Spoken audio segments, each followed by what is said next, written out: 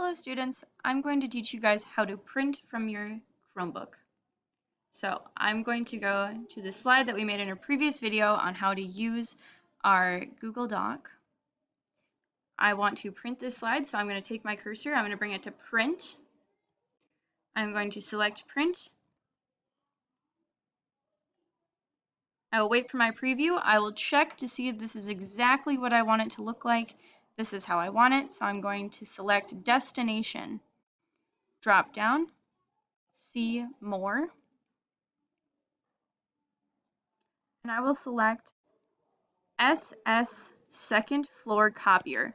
That is the printer on this floor, on our second floor at St. Stan's. I will select it. That printer is a black and white copier, so my photo has now been turned to black and white. I will see that I only have one copy. If I want to make 2 copies of this, I would just go back, click 2, and then I would click print.